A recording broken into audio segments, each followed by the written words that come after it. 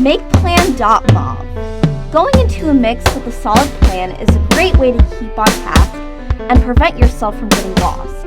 Mixing can be a highly technical, detail-oriented task, such as shaping the sounds of individual tracks and scrutinizing every note and sound. It's easy to lose sight of our core goal of creating an interesting and compelling mix. One of the things you can do is look over your mix very closely and tweak it a little bit, or you can speak to your producer about how to make the mix better. Vulpan.mov. While mixing may seem to be all about the tricks and techniques of satire, signal processors, and plug-in magic, the mixer itself is actually the core tool you will use to shape the mix from start to finish. So just using basic level and pan facilities provided on each track, the mixers really set the relative balance between each mix element. Learn.mov. One of the toughest things for new mixers to understand when learning how to mix is how to separate the technique from the underlying goal called look before you leap. So you should think about why when you think about how. Like, for example, you wouldn't buy shoes without trying them on first. Same thing for mixing. You can't decide if your song is good without hearing it first. So if you hear something is wrong, go back and fix it, and also don't cheat.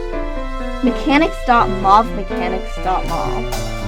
Sound exists as mechanical vibrations in the air. The frequency is the speed at which sound waves oscillates, or how it increases or decreases in pitch, and is usually measured in hertz. And the amplitude is the power in which the sound waves vibrate. Humans can hear frequencies in a range between 20 Hz and 20,000 Hz. When waveform oscillation is periodic or repeating, we perceive the sound as a specific pitch. The frequency at which the entire wave vibrates is known as the fundamental. Higher frequency waveforms carried within are known as overtones. And finally, the fundamental and any overtones are known as partials, and all combine to form a harmonic series.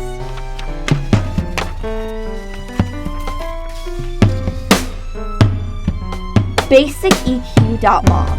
An equalizer, also known as a frequency-specific level control, or simply just an EQ, is a device that helps us shape and blend tracks into a mix.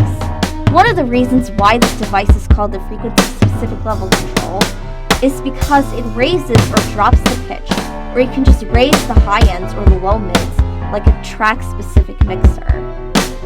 Digitrack.mov.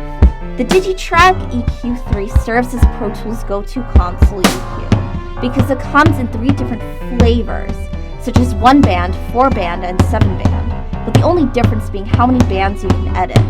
A graphic equalizer is a plugin which you can change the amplitude of a waveform, but you can't change the actual frequency, while a parametric EQ allows you to have more options in changing a waveform, such as the filler frequency and the bandwidth.